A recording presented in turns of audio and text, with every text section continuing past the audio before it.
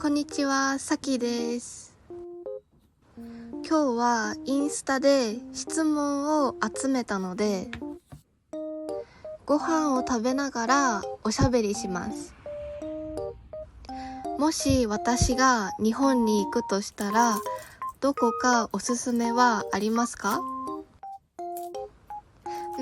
やっぱり東京はおすすめだよね。一番都会だし、何でもあるし、でも私のおすすめは北海道です。海鮮丼も美味しいし、冬だったら雪まつりがあるし、あとカニも有名だよね。わあ、カニ食べたいな。でも高いよね。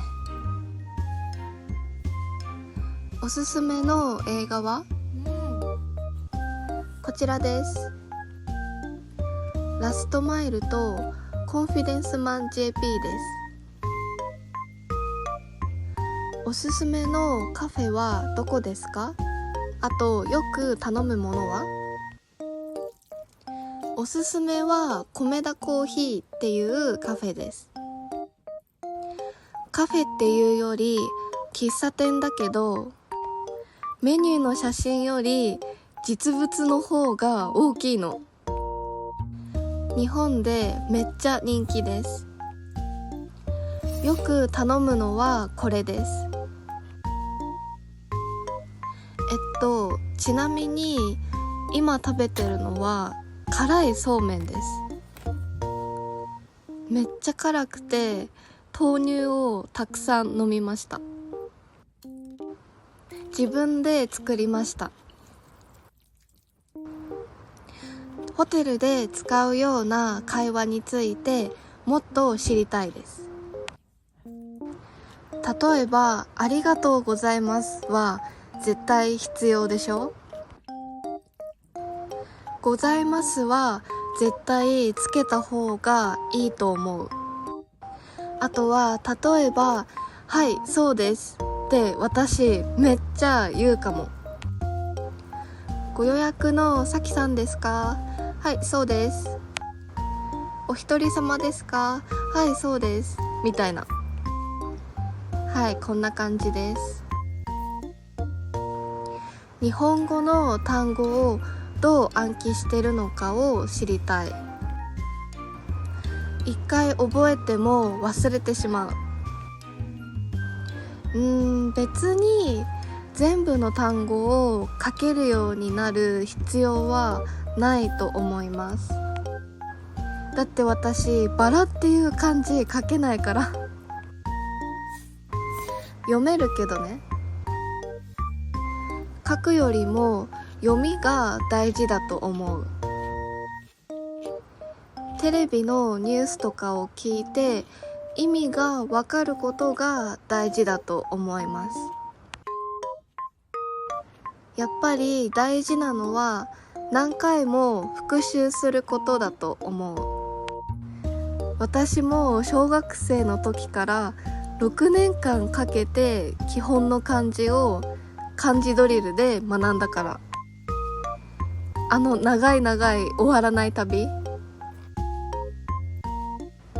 私がこの質問に答えるんだったらリスニング力をかなり練習します。おすすめの YouTube チャンネルは PK チャンネルです。私の日本語レッスンを受けてる人にこのチャンネルを何回も共有したんだけど、この人たちは日本の有名な YouTuber で食べながらおしゃべりしてるからめっちゃいい日本語のリスニングになると思う。告知タイムです。スキップしないで聞いてね。この動画を見てるみんな、私と日本語練習したくないですか？一緒に好きな音楽とか旅行の話をしませんか？この動画をアップした後になんと日本語会話レッスンの 45% オフのセールをします。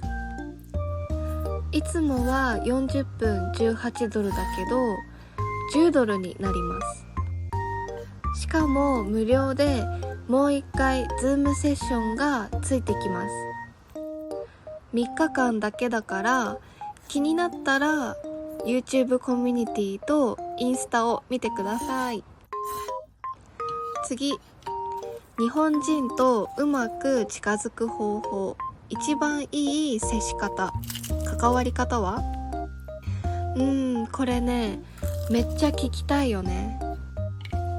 だって学校とかに入って友達を早く作らないとグループがすでにできちゃって急がなきゃって焦っちゃうよね。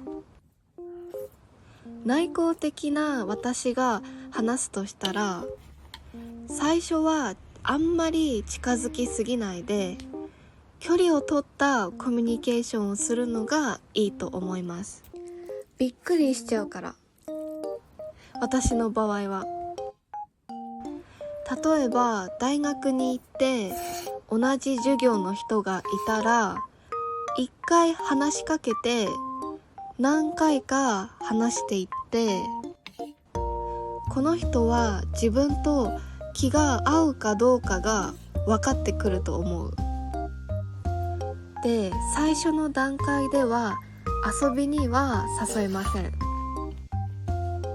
テストの話とかどうでもいい話をして明らかに話す時間がだんだん増えたら誘います。それか私が大学時代に実際にやってみてこれはいいなって思う友達の作り方が